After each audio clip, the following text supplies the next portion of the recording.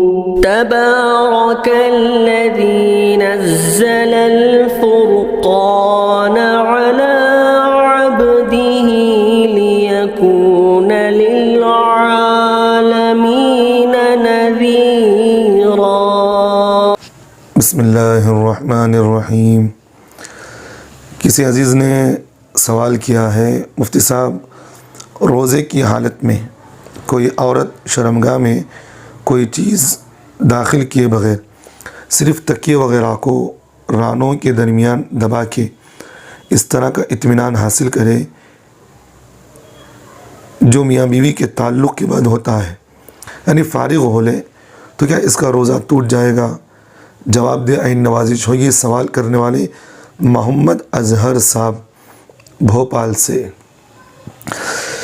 دیکھیے اظہر صاحب، آپ کے سوال کا جواب یہ ہے، روزے کا جہاں مقصد تقوی حاصل کرنا اور تقرب اللہ کا حصول ہوتا ہے، وہیں روزے کا اصل مقصد نفسانی خواہشات کو توڑنے کا یہ مؤثر ترین ذریعہ ہے۔ میں مثال سے بات سمجھاتا ہوں۔ اللہ کے رسول صلی اللہ علیہ وسلم کے پاس ایک صحابی آئے، انہوں نے کہا کہ نبی جی میں شادی کرنا چاہتا ہوں۔ اللہ کے رسول صلی اللہ علیہ وسلم نے ان سے پوچھا کہ کیا ابھی تم شادی کے بعد اپنی بیوی کی ضرورتیں پوری کر سکو گے؟ انہوں نے کہا کہ نبی جی میں اپنی بیوی کی ضرورتیں تو پوری نہیں کر سکتا، میں اتنی استطاعت نہیں رکھتا، میں غریب آدمی ہوں۔ تو اللہ کے رسول صلی اللہ علیہ وسلم نے فرمایا کہ تم روزہ رکھو، اس سے تمہاری خواہشات دب جائیں گی۔ تو معلوم یہ ہوا کہ روزہ جو ہے نفسانی خواہشات کو توڑنے کا مؤثر ترین ذریعہ ہے۔ اگر کسی آدمی کو گناہ زیادہ ابھار رہے ہیں تو کوئی گناہ کی طرف آدمی زیادہ متوجہ ہوتا ہے تو اس کے لیے ضروری ہے کہ وہ روزہ رکھ لیا کرے، انشاءاللہ اس کے نفسانی خواہشات اس سے ٹوٹ جائیں گی۔ تو معلوم یہ ہوا کہ روزے کے ذریعے سے نفسانی خواہشات توڑنے کا یہ مؤثر ترین ذریعہ ہے۔ اور دوسری بات، اس کے باوجود اگر روزے کی حالت میں اگر کسی آدمی کو یا عورت کو اس کے نفسانی خواہشات گناہوں کی طرف متوجہ کرے تو وہ قرآن مجید کی تلاوت شروع کر دے یا ذکر و اذکار شروع کر دے، تو انشاءاللہ اس وقت بھی اس کے نفسانی خواہشات دب جائیں گے۔ لیکن اس کے باوجود بھی اگر کسی مرد یا عورت نے اپنے ہاتھ کو استعمال کیے بغیر تھکے وغیرہ کے ذریعے سے اپنی نفسانی خواہشات کو پوری کر لے، تو چونکہ اس میں بھی آدمی کا ارادہ اور عمل اور اختیار کا دخل ہوتا ہے، تو جس طرح سیاحت سے روزہ ٹوٹ جاتا ہے تو اس سے بھی روزہ ٹوٹ جائے گا۔ صرف اس وقت آدمی کو قضا کرنا یہ روزہ ضروری ہوتا ہے، کفارے ضروری نہیں۔ قضا کا مطلب یہ ہے کہ بھئی اگر کوئی آدمی روزہ توڑ لے بھول سے تو وہ ایک روزے کی قضا کرے گا، چاہے نفلی روزہ ہو یا وہ فرض روزہ ہو، یعنی رمضان کا روزہ ہو۔ اگر کوئی آدمی جان مجھ کر توڑ لے، جیسا کہ اپنی بیوی سے ہم بستری کر لے، جان مجھ کر کھا لے پی لے، تو حضرات فقہاء نے یہی لکھا ہے کہ اس وقت اس میں کفارہ بھی دینا پڑے گا۔ کفارہ کا مطلب یہ ہے کہ ایک روزہ توڑنے کے بدلے 2 مہینے کے روزے اس کے لیے ضروری ہیں، 60 روزے ضروری ہیں، یعنی تو روزے نہیں رہ سکتا تو پھر وہ 60 مسکینوں کو کھانا کھلانا، اس طرح کے مسائل ہیں، وہ کفارہ کہتے ہیں۔ تو بہرحال اس میں آدمی کا ارادہ اور عمل اور اختیار اس میں داخل ہوتا ہے، اس لیے اس میں وہ قضا کرے گا، کفارہ اس میں ضروری نہیں ہے۔ اللہ ہم تمام کو عمل کی توفیق دے۔ سوال کیا ہے مفتی صاحب، اگر کوئی شخص نوکری لینے کے لیے ذات تبدیل کرے تو یہ جائز ہے نہیں؟ مثلا کوئی شیخ ہے اور نوکری لینے کے لیے نچلی ذات کا سرٹیفکیٹ بنوا کر نوکری لے تو یہ جائز ہے نہیں؟ جواب دے عین نوازش ہوگی۔ سوال کرنے والے محمد نسیم صاحب حیدرآباد سے۔ دیکھیے نسیم بھائی، آپ کے سوال سے مجھے 2 باتیں سمجھ میں آ رہی ہیں، دونوں باتوں کو میں سمجھا دیتا ہوں۔ پہلی بات یہ ہے کہ اگر کوئی آدمی اونچی ذات کا ہے اور وہ نچلی ذات بتائے، یعنی کہ حکومت کا آدمی ہو، حکومت نے ایک اعلان کیا کہ بھئی اگر کوئی غریب آدمی ہو تو ہم سے وہ نوکری لے لے، یہ نچلی ذات کی ہے۔ یا کسی عام آدمی نے اعلان کیا کہ اگر کوئی آدمی نوکری چاہتا ہو وہ میرے پاس لے لے جو نچلی ذات کا ہو، غریب آدمی ہو۔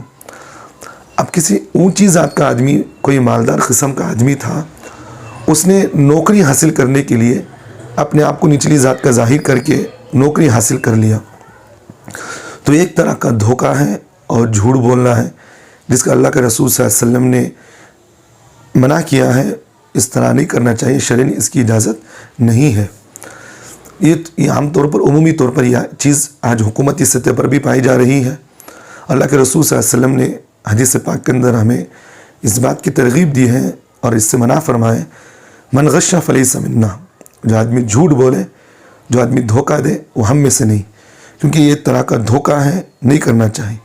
اور صحیح بخاری کی ایک حدیث ہے جس میں اللہ کے رسول صلی اللہ علیہ وسلم نے فرمایا، آیت المنافق ثلاث، منافق کی 3 علامتیں ہیں، اذا حدث کذب، بولے تو جھوٹ بولے، واذا وعد اخلف، واذا وعد اخلف، جب وعدہ کرے تو وہ اس کے خلاف کرے، واذا اؤتمن خان، جب امانت لے تو اس میں خیانت کرے۔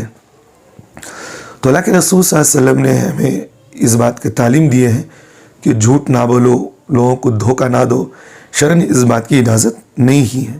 تو ایک بات یہ ہے، اور دوسری بات اگر یہ ہے کہ بھئی اپنے نسب کو ہی بدل دیا، سید آدمی ہے وہ اپنے نسب کو بدل دیا، اگر کسی اور برادری کا ہے انہیں نسب کو بدل دیا، تو اپنے نسب کو بدل کر نوکری حاصل کرنا، اس میں اللہ کے رسول صلی اللہ علیہ وسلم نے لعنت فرمائے کہ بھئی اپنے نسب کو بدلنے والے کو اللہ کے رسول نے لعنت فرمائے۔ تو اس لیے اس طرح نوکری حاصل نہیں کرنا چاہیے، شرعاً اس کی اجازت نہیں ہے۔ اگر کوئی آدمی اس کے باوجود بھی اگر نوکری حاصل کر لے تو اس کی محنت کی کمائی اس وقت اس کی اجازت شریعت نے دی ہے، یعنی وہ نوکری تو اس کو نہیں حاصل کرنا چاہیے تھا، لیکن جب نوکری حاصل کر لیا ہے تو اس کو جو معاوضہ ملے گا، جو ماہانہ تنخواہ ملے گی، وہ صحیح طور پر کام کر رہا ہے، اس کے باوجود اسے تنخواہ جو ملتی ہے حکومت سے، وہ تنخواہ اس کے وقت دینے کا ہے، اس کی محنت کا معاوضہ ہوگا، اس وقت اسے لینے کی شرعاً اس کو اجازت ہے۔ لیکن یہ آدمی کو اس طرح نہیں دھوکہ دینا چاہیے۔ آج یہ عمومی طور پر پائی جا رہی تھوڑی تھوڑی باتوں پر لوگ جو ہے اپنی نوکریاں حاصل کرنے کے لیے حکومت سے دھوکہ دیتے ہیں کہ بھئی ہم اس برادری کے ہیں، ہم اس برادری کے ہیں، ہم غریب طبقے کے ہیں، ہمیں نوکری دیا دیں۔ تو اس طرح جھوٹ نہیں بولنا ہے، جھوٹ بولنا گناہ ہے، اور اللہ کے رسول صلی اللہ علیہ وسلم نے منافقیت کی علامت بیان فرمائے، سچ بول کر حاصل کریں، 2 وقت کی روٹی ہو، حلال طریقے کی ہو، فائدہ مند رہے گی۔ جھوٹ بول کر کمائیں گے، اس سے فائدہ تو آدمی کو پیسہ تو مل جائے گا لیکن برکت نہیں ہوگی، وہ پیسے وہی جائیں گے جہاں غلط راستے پر ہوں گے۔ تو اللہ ہم تمام کو عمل کی توفیق دے۔ کسی بھائی نے سوال کیا ہے، کیا گرم پانی کی بھاپ لینے سے روزہ ٹوٹ جاتا ہے جبکہ پانی میں جھنڈو بام بھی ہو؟ سوال کرنے والے سہیل صاحب مظفر نگر UP سے۔ دیکھیے سہیل صاحب، جو آپ کا سوال میں نے سمجھا وہ مثال سے میں سمجھا دیتا ہوں۔ اگر کوئی آدمی جھنڈو بام یا گرم پانی کا بھپکارا لیتا ہو تو اس سے لامحالہ روزہ اس کا ٹوٹ جائے گا، کیونکہ اس کے منہ میں اور ناک سے وہ گرم پانی کا جو دھواں ہوتا ہے جسے بھاپ کہتے ہیں وہ منہ میں گیا تو اس سے روزہ ٹوٹ جاتا ہے۔ اور دوسری بات، آپ کے سوال کا اگر منشا یہ ہے کہ لگانا، جسے ناک ہو یا سر کا درد ہو یا سردی وغیرہ ہو، تو اگر اس میں لگانا اگر منشا ہو تو اس سے روزہ نہیں ٹوٹتا، لیکن اگر بھاپ لینا ہو، بھپکارا لینا ہے تو اس سے روزہ ٹوٹ جائے گا۔ کسی بھائی نے سوال کیا ہے کہ مفتی صاحب، بچہ گھر میں سبق یاد کرتے ہوئے یا مدرسے میں بار بار آیت سجدہ پڑھے تو سننے والے بالغ پر کتنے سجدے تلاوت واجب ہوں گے؟ سوال کرنے والے محمد عبداللہ صاحب بنگلور سے۔ شاید یہ ہمارے عبداللہ صاحب یہ ہمارے ساتھی ہوں گے، انہوں نے مجھے لائیو سوال کر لیا ہے۔ بھائی دیکھیے، اگر کوئی بچہ نابالغ ہے، اس نے آیت سجدہ تلاوت کر لیا، اب بالغ آدمی نے اس آیت سجدہ کو سن لیا، اب اس پر سجدہ تلاوت واجب ہو گیا یا نہیں، اس میں تھوڑی سی تفصیل ہے، 2 باتوں میں سمجھ لیں۔ نابالغ بچہ اگر وہ سمجھدار ہے تو اگر بالغ آدمی نے اسے سن لیا تو اس پر سجدہ تلاوت واجب ہے۔ اگر نابالغ بچہ وہ نہ سمجھ ہے اور بالغ آدمی نے اسے سن لیا تو اس پر سجدہ تلاوت واجب نہیں۔ بس 2 باتیں ہیں، تو اتنی سی بات ہے۔ اور یہ مسئلہ مدارس میں بھی ایسے ہی ہوگا، اور اگر گھر کے اندر اگر بچہ پڑھ رہا ہے تو اس کے اندر بھی یہی ہے۔ ناسمجھ کا مطلب یہ ہے تو اچھے و برے میں تمیز نہیں کرتا، تو اس بچے کے سجدہ تلاوت کرنے سے، پڑھنے سے بالغ اگر آدمی سن لے تو اس پر بھی سجدہ تلاوت واجب نہیں ہوگا کہ وہ سجدہ تلاوت کرے۔ اگر وہ سمجھدار ہے تو بالغ آدمی اگر سن لے تو پھر بھی اس پر سجدہ تلاوت ادا کرنا واجب ہوگا۔ کسی عزیز نے سوال کیا ہے کہ مفتی صاحب، اکثر حاملہ خواتین زیادہ جھک نہیں سکتی اور جانی نماز پر بچھا کر سجدہ نہیں کر پاتی، بلکہ زمین پر تکیہ رکھ کر سجدہ کرتی ہیں، تو کیا یہ عمل صحیح ہے؟ ایسی حالت میں سجدہ کیسے کریں؟ جواب دیں۔ این نوازش ہوگی۔ سوال کرنے والے محمد یعقوب صاحب دہلی سے۔ دیکھیے، جو سوال آپ نے مجھے پوچھا ہے اس میں عورتوں کو بہت زیادہ تکلیف ہوگی، یعنی کہ اگر عورت حاملہ ہے، اب وہ زمین پر بیٹھ کر نماز پڑھ رہی ہے، سامنے تکیہ رکھے گی، اب وہ تکیے پر سجدہ کرے گی، اب وہ جھکے گی، تو فقہاء نے مسئلہ یہ لکھا ہے کہ زمین کی سختی جب تک اسے پیشانی پر محسوس نہ ہو اس وقت تک وہ اپنی پیشانی کو دبائے گی۔ اب پیشانی جب دبائے گی تو پیٹ پر اس کی تکلیف ہوگی، اب حد سے زیادہ پیٹ میں تکلیف ہوگی اسے، تو اس لیے آسان شریعت نے یہ لکھا ہے کہ اس پر تکیے پر سجدہ نہ کرے۔ اب اس کے لیے بہتر تو یہی ہے کہ وہ رکوع جو ہے اپنے ہاتھوں کو رکوع میں گھٹنوں پر رکھیں، تھوڑا جھک جایا کریں سجدے میں، اور تھوڑا اپنے گردن کو جھکا لیں، اس سے اطمینان کے ساتھ اس کا سجدہ مکمل ہو جائے گا۔ بجائے سجدہ اسے تکیے پر کرنے کے کرسی پر بیٹھ کر، یعنی تو زمین پر بیٹھ کر نماز پڑھے اور اس میں اس کے لیے بس تھوڑا سا رکوع کر لیا، جھک جائے اور سجدے میں تھوڑا جھک جائے، اس میں لیے آسانی ہے۔ سجدہ جو ہے تکیے پر نہ کرے، اس سے تکلیف زیادہ ہوگی۔ شریعت نے جب آسانی دے رکھی ہے تو اس عورت کو اسی سے فائدہ اٹھانا چاہیے۔ کسی بھائی نے مجھے سوال کیا ہے، مفتی صاحب نماز جنازہ لے جاتے ہوئے بلند آواز سے اشعار یا نعت پڑھنے کا شرعی حکم کیا ہے؟ جواب تفصیل سے دے، عین نوازش ہوگی، کیونکہ آج کل یہ عمومی طور پر پائی جا رہی ہے۔ دیکھیے بھائی، میں جو آپ کا سوال جو سمجھا ہوں اس کا جواب میں تفصیل سے بتا دیتا ہوں۔ سوال کرنے والے محمد ارشاد صاحب آندرا سے۔ دیکھیے ارشاد صاحب، آپ کے سوال کا جواب یہ ہے، میت کی رسومات میں سے ایک رسم آج ایک عمومی طور پر پائی جا رہی ہے۔ جب میت کو نماز جنازہ کے لیے لے جاتے ہیں تو سامنے کچھ لوگ اشعار پڑھتے ہیں اور کچھ نعت وغیرہ پڑھ کر بلند آواز سے اس جنازے کو لے جاتے ہیں اور جنازہ پیچھے سے لے آتے ہیں اسے، اور یہ چیز کرنا شریعت مطہرہ کے اندر ناجائز ہے اور بدعت بھی ہے۔ اور اس کی ناجائز اور بدعت ہونے کی کیا شکل ہے، میں اللہ کے رسول صلی اللہ علیہ وسلم کی حدیث سے بھی بات سمجھاتا ہوں، اور حضرات صحابہ کے عمل سے بھی، اور تابعین کے عمل سے بھی، اور حضرات فقہاء کے بھی عمل سے بھی میں بات سمجھا دیتا ہوں۔ چاروں باتیں میں سمجھاتا ہوں۔ دیکھیے، اگر یہ دین کا حصہ ہوتا تو اللہ کے رسول صلی اللہ علیہ وسلم کی حدیث سے اور قرآن پاک سے ہمیں یہ بات کہیں نہیں ملتی کہ اللہ کے رسول صلی اللہ علیہ وسلم نے اس بات کی ہمیں ترغیب دی ہے۔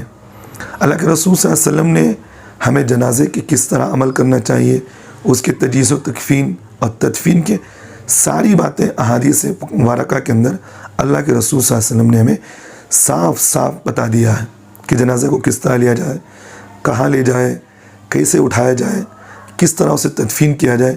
ساری باتیں اللہ کے رسول صلی اللہ علیہ وسلم نے ہمیں قرآن و حدیث سے ہمیں بات سمجھا دی ہے۔ تو قرآن حدیث کے اندر کہیں یہ بات نہیں لکھا ہے، نہ اللہ کے رسول کے عمل سے، نہ صحابہ کے عمل سے، نہ تابعین کے عمل سے، نہ حضرات فقہاء کے عمل سے یہ بات کہیں نہیں لکھا ہے کہ جنازہ لے جاتے ہوئے جنازے کے سامنے اشعار پڑھنا اور جنازے کے سامنے جو ہے کوئی بھی ذکر و اذکار زور زور سے کرنا شأن اس کی اجازت نہیں ہے، اور لوگ اس کو دین کا حصہ سمجھ کر بھی کرتے ہیں، دین کا حصہ سمجھ کر بھی ضروری سمجھ کر کرتے ہیں۔ اگر یہ دین کا حصہ ہوتا تو اللہ کے رسول ہمیں اس بات کی ترغیب دیتے ہیں، اور اللہ کے رسول صلی اللہ علیہ وسلم کی حدیث کے اندر ہمیں اللہ کے رسول صلی اللہ علیہ وسلم نے بتایا کہ من احدث فی امرنا ھذا ما لیس فیہ فہو رد، اور اللہ کے رسول صلی اللہ علیہ وسلم نے اس حدیث میں فرمایا کہ جس نے ہمارے دین میں کوئی نئی چیز یا نئی بات ایجاد کی وہ مردود یعنی ناقابل قبول اور نا اعتبار ہے۔ تو معلوم یہ ہوا کہ بھئی جنازے کے ساتھ کوئی بھی اشعار ہو یا جنازے کے ساتھ کوئی بھی جو ہے کوئی بھی کلمہ زور زور سے پڑھتے ہوئے جانا، اشعار پڑھنا، نعت وغیرہ پڑھنا حدیث سے ثابت نہیں، بدعت ہے، نہیں کرنا چاہیے۔ اور دوسری بات، جب ہم حضرات صحابہ کے عمل کو دیکھتے ہیں تو حضرت قیس رحمۃ اللہ علیہ فرماتے ہیں کہ حضرت صحابہ کو ہم نے دیکھا کہ حضرت صحابہ جنازے کے ساتھ بلند آواز کرنے کو ناپسند فرماتے، چاہے وہ ذکر ہو یا کوئی بھی عمل ہو، حضرت صحابہ اس بات کو پسند نہیں کرتے تھے۔ اور اسی طرح اگر ہم تابعین کے عمل کو دیکھیں، جیسا کہ حضرت سعید ابن جبیر تابعی ہیں، بہت بڑے گزرے ہیں، اگر ہم ان کے عمل کو دیکھیں تو یہی بھی ان کے عمل سے بھی ہمیں یہ بات ثابت ہے کہ وہ نماز جنازہ کو لے جاتے ہوئے جنازے کے ساتھ بلند آواز ذکر و اذکار کرنے کو بھی ناپسند فرماتے۔ اور یہاں تک بات معلوم ہو گئی اللہ کے رسول کے عمل سے اور صحابہ کے عمل سے، تابعین کے عمل سے۔ اور اسی طرح فقہ حنفیہ کی ایک مشہور کتاب جسے فتاوی عالمگیری کہتے ہیں، اس کتاب کے اندر یہ بات لکھی ہوئی بات ہے کہ جنازے کو لے جاتے ہوئے بلند آواز کے ساتھ ذکر و اذکار کرنا، یا چاہے وہ قرآن مجید ہی کیوں نہ ہو یا درود شریف ہی کیوں نہ ہو، بلند آواز سے پڑھنا مکروہ تحریمی ہے۔ شرح تحاوی کے اندر بھی اسی طرح لکھا ہے کہ اگر کوئی اللہ کا ذکر کرنا چاہے وہ آہستہ ذکر کرے، اور فتح قاضی خان کے اندر بھی یہی لکھا ہے اگر کوئی آدمی ذکر کرنا چاہے وہ آہستہ کرے۔ تو ان تمام تفصیلات سے ہمیں یہ بات معلوم ہو گئی کہ جنازے کو لے جاتے ہوئے جنازے کے سامنے اشعار پڑھنا یا جنازے کے سامنے جو ہے بلند آواز سے کوئی بھی چیز پڑھنا ہے، چاہے قرآن مجید ہو، درود شریف ہو یا ذکر و اذکار ہو، کوئی بھی چیز ہو بلند آواز سے پڑھنا مکروہ تحریمی ہے، نہیں پڑھنا چاہیے۔ یہاں تک ہو گیا آپ کا مسئلہ۔ میں یہاں زائد ایک بات کہہ دیتا ہوں، میں نے بہت ساروں کو دیکھا ہے جب جنازہ اٹھاتے ہیں تو کلمہ شہادت اور کلمہ طیبہ بھی پڑھتے ہیں، جیسے کہ لا الہ الا اللہ اور اشہد ان لا الہ الا اللہ، ترغیب دیتے ہیں کہ بھئی کلمہ طیبہ پڑھو، جنازہ اٹھ رہا ہے۔ تو یہ چیز بھی کرنا بدعت ہے اور مکروہ تحریمی ہے۔ یہ عمل کوئی حدیث سے نہ ثابت ہے، نہ قرآن مجید سے ہمیں اس بات کی ترغیب دی گئی ہے، نہ اللہ کے رسول صلی اللہ علیہ وسلم سے ہمیں یہ بات معلوم ہوئی۔ اب بعض لوگ یہ کہتے ہیں کہ حضرت پڑھ لیے تو کیا ہو گیا؟ بھئی پڑھنے کی بات نہیں، آپ اس عمل کو دین کا حصہ سمجھ کر کرتے ہیں۔ اگر آپ اس کو دین کا حصہ بھی نہ سمجھتے ہو، آگے چل کے یہ چیز جو ہے لوگوں کے اندر ایک رواج پکڑے گی اور بدعت کے اندر یہ چیز داخل ہو جائے گی۔ تو اس لیے جنازے کو اٹھاتے ہوئے یا جنازے کو لے جاتے ہوئے یا جنازے کے ساتھ جو بھی عمل ہو، اللہ کے رسول صلی اللہ علیہ وسلم جتنا ہمیں بتایا انہی چیزوں پر ہمیں عمل کرنا چاہیے، اس سے زائد کوئی چیز ہمیں عمل نہیں کرنا چاہیے۔ اللہ ہم تمام کو عمل کی توفیق دے۔ کسی عزیز نے سوال کیا ہے کہ مفتی صاحب، ہمارے یہاں میت کو جنازے کے لے جانے کے بعد گھر میں عورتیں اجتماعی دعا کرتی ہیں، کیا اس طرح عورتوں کا اجتماعی دعا کرنا شرعاً درست ہے یا نہیں؟ اگر درست ہے تو اس کی دلیل، اگر درست نہیں ہے تو اس کی وجہ ہمیں سمجھا دے، بڑی مہربانی ہوگی۔ سوال کرنے والے محمد عزیر صاحب یو پی سے۔ دیکھیے عزیر صاحب، یہ آپ کی بات نہیں بلکہ شہر بنگلور کے اندر میں رہتا ہوں، یہاں بھی میں نے بہت سارے عورتوں کو دیکھا ہے، اور بہت ایک 2-3 دن پہلے کی بات بھی میں کہہ رہا ہوں، ایک جنازہ ہوا، اس آدمی کے جنازے کو لے گئے، اب عورتیں پورے اکٹھے ہو گئی، اس کے بعد وہ اجتماعی طور پر جہرن دعا شروع کر دی۔ دیکھیے شریعت مطہرہ کے اندر جنازے کو میت کے لیے دعا کرنا یہ بہت مستحسن عمل ہے، کرنا چاہیے۔ اس کے لیے توبہ استغفار کرنا، دعا کرنا، قرآن مجید کا ایصال ثواب اسے پہنچانا، خیر و برکت کے جو بھی کام ہو ایصال ثواب کے اس کے لیے کرنا، یہ بہت مستحسن عمل ہے، کرنا چاہیے، ضروری ہے یہ۔ لیکن اللہ کے رسول صلی اللہ علیہ وسلم نے اور حضرات صحابہ نے اور حضرات فقہا نے ہمیں ہر چیز قرآن حدیث سے ہمیں سمجھا دیے ہیں۔ تو قرآن حدیث کے اندر نہ اللہ کے رسول صلی اللہ علیہ وسلم کے عمل سے، نہ حضرات صحابہ کے عمل سے، نہ قول سے ہمیں یہ کہیں یہ بات نہیں ملتی کہ حضرات صحابہ نے جنازہ اٹھایا ہو اور اللہ کے رسول نے اپنے صحابہ کا جنازہ اٹھایا ہو اور وہاں مستورات تو کہے ہو کہ بھئی تم جو ہے اپنے مستورات کو جوڑو اور وہاں اجتماعی دعا کرو. کہیں ہمیں قرآن حدیث سے یہ بات نہیں ملتی. تو معلوم یہ ہوا کہ یہ چیز ایک بدعت ہے اور ناجائز ہے، نہیں کرنا چاہیے.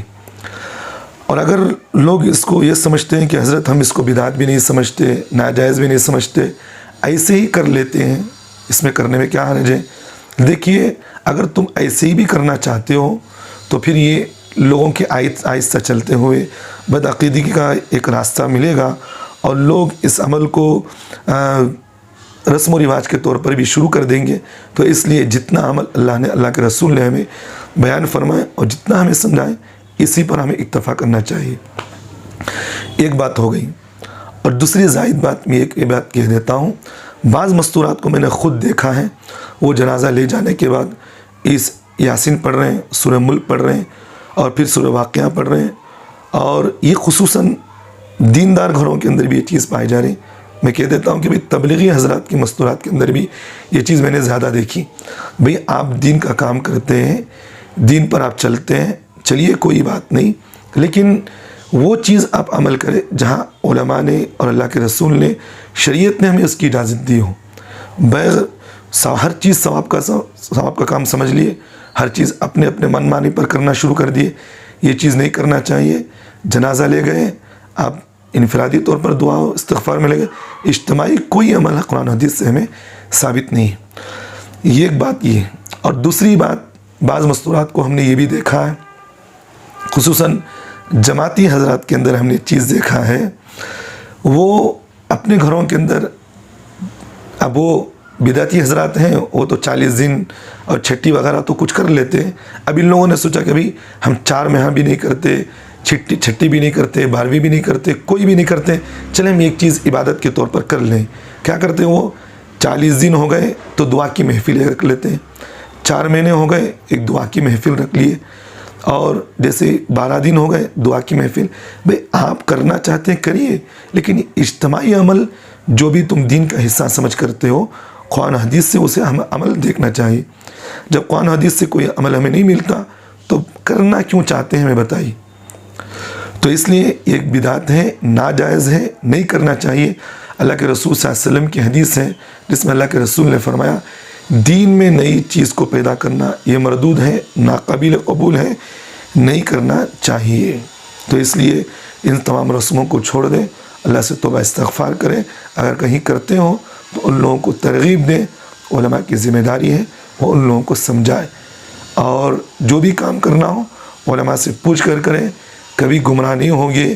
علماء سے چھوڑ کر اگر کام کرو گے تو ضرور گمراہ ہوگے اور وہی بدعتوں کے اندر، گمراہی کے اندر شامل ہوگے، اور آگے چل کر آدمی چلتے چلتے چلتے چلتے بدعت عمل کو بھی ضروری سمجھ کر دین کا حصہ سمجھ لے گا.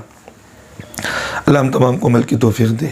بھائی نے سوال کیا کہ مفتی صاحب کا جائیداد اور مکان سے وطن اصلی باقی رہتا ہے یا نہیں؟ جواب دے. عین نوازش ہوگی.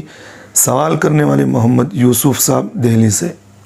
دیکھیے یوسف صاحب، جو میں نے آپ کا سوال سمجھا ہے، اس کا جواب یہ ہے کہ اگر کوئی آدمی اپنے آبائے وطن کو چھوڑ کر، اپنے بیوی بچوں سمیت اپنی رہائش گاہ کو چھوڑ کر وہ ہمیشہ کے لیے کہیں اور جگہ پر منتقل ہو گیا، اب اس کا ارادہ نہیں ہے کہ بھئی میں یہاں اپنے آبائے وطن پر میں آؤں اور یہاں رہوں، تو یہ آدمی جہاں قیام پذیر ہو گیا اپنے بیوی بچوں کے ساتھ، وہ جگہ اور اس کے آبائے وطن جہاں اس کے آبا و اجداد جہاں رہتے ہیں، اس علاقے کے درمیان میں اگر یہ دونوں علاقے جو ہیں مسافت سفر بنتے ہیں، یعنی 77 کلومیٹر اگر یہ دونوں جگہ بنتے ہیں، یہ جگہ سے یہ جگہ پر دونوں 77 کلومیٹر اگر بنتی ہیں، تو یہ جب بھی یہاں سے یہاں آئے گا اپنے آباء و اجداد کے وطن کو یا قیام پر آئے گا، وہ آدمی وہاں پر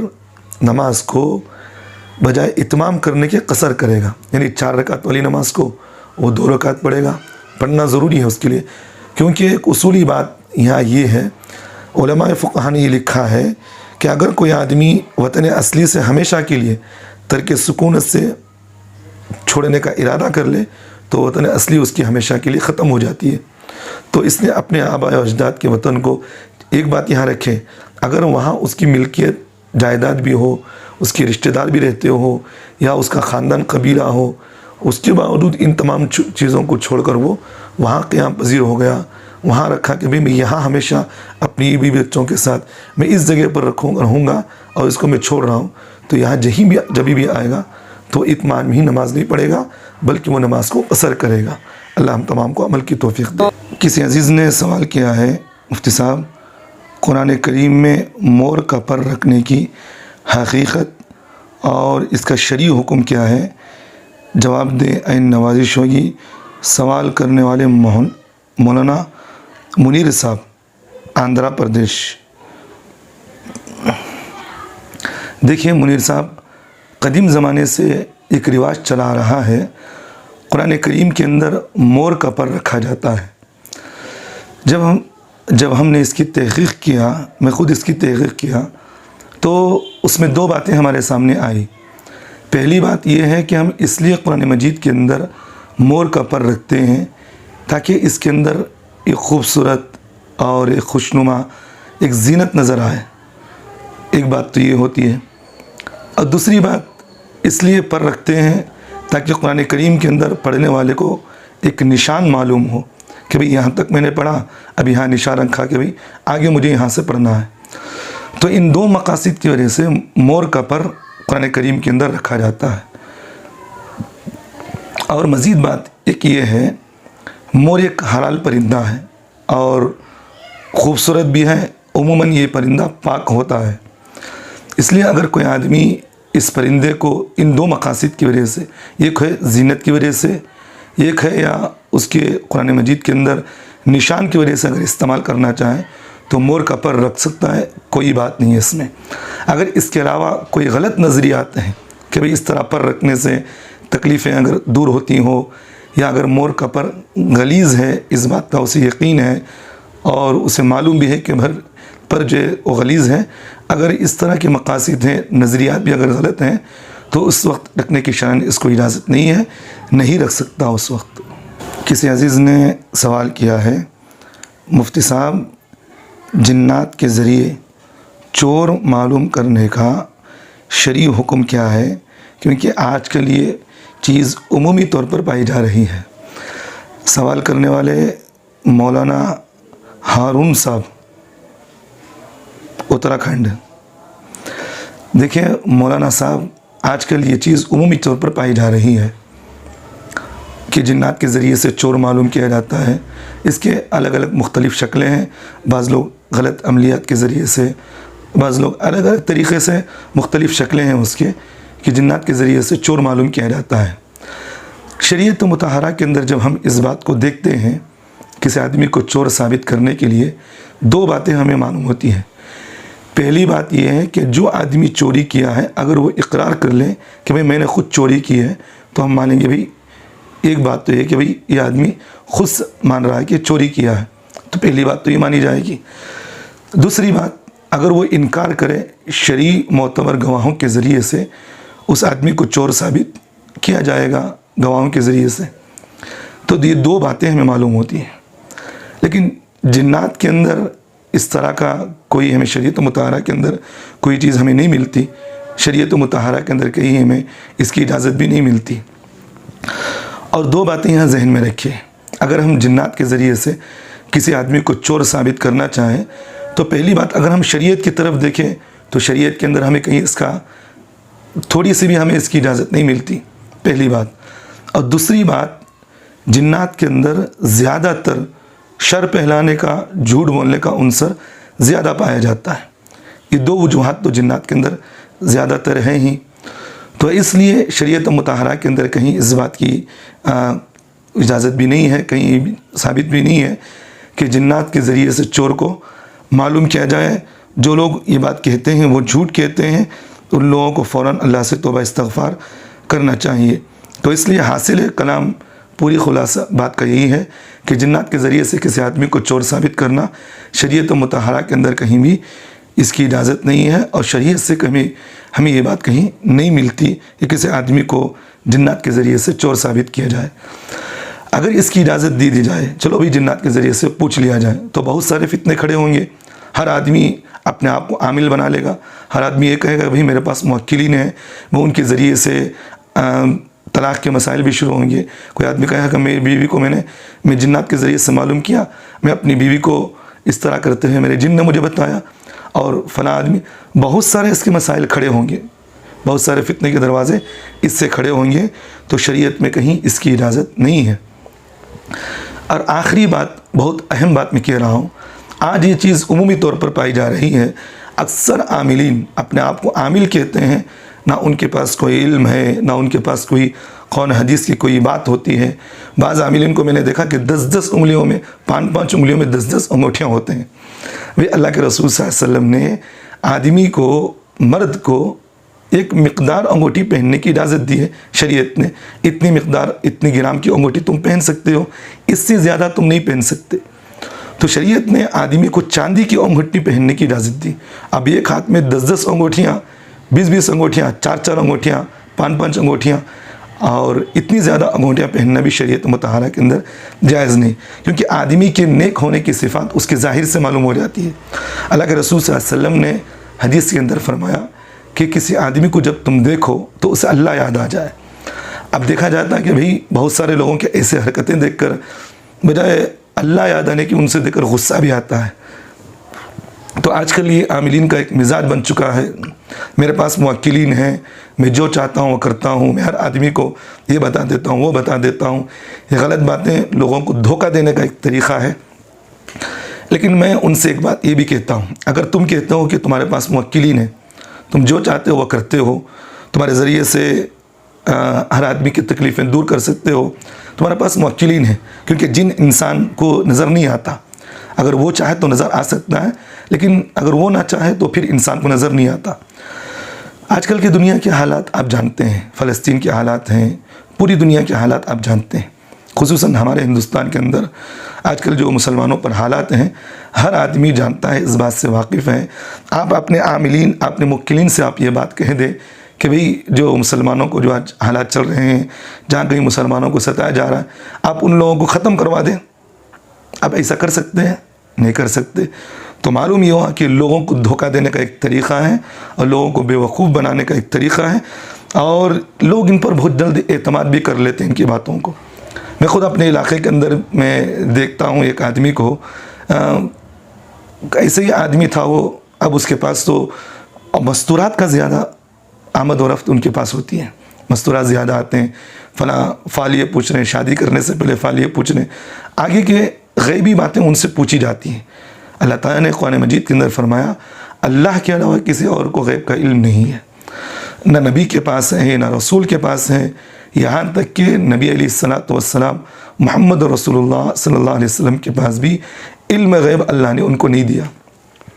آج عاملین جو ہے لوگوں کو دھوکہ دینے کے لیے اس طرح کے اپنے بازار گرم کر چکے ہیں، اور لوگوں کو دھوکہ دیتے ہیں، فلاں آدمی چور ہے، میرے موکل نے مجھے بتایا، فلاں آدمی کے پاس یہ ہے، یہ ہے، یہ ہے، غلط باتیں۔ اگر کوئی آدمی، اگر کوئی بتا دے کہ بھئی میں نے ایک آدمی کو دیکھا، کسی نے کہا کہ حضرت فلاں آدمی مجھے جو بھی بتاتا ہے وہ سچ ہوتا ہے، بھئی ہوتا بھی ہوگا، بعض مرتبہ آدمی کی عقل کی تیریں لگ جاتی ہیں، تو یہ بات، یہ ضروری نہیں کہ ہر بات اس کی صحیح ثابت ہو۔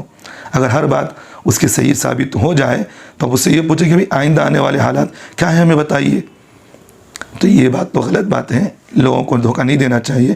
جو لوگ یہ کہتے ہیں کہ بھئی موکلین کے ذریعے سے لوگوں کو ہم چور ثابت کر سکتے، یہ جھوٹے ہیں، اور ان کی بات کو نہیں مانی جائے گی۔ اللہ تعالیٰ سے دعا کرے اللہ ان تمام کو، ان لوگوں کو خصوصاً ہدایت نصیب فرمائے۔ امت کو دھوکے بازی دینا، امت کو جھوٹ بولنا، امت تو سارے لوگوں کو اس طرح کی جھوٹے باتیں بتا کر لوگوں کو دھوکہ دینے سے اللہ ان سے ساری امت کی حفاظت فرمائے، اور لوگوں کو بھی اللہ، جو لوگ اس طرح کے ان لوگوں پر عقائد رکھتے ہیں، ان پر جو امیدیں باندھے ہیں، اللہ ان تمام کو بھی ہدایت نصیب فرمائے۔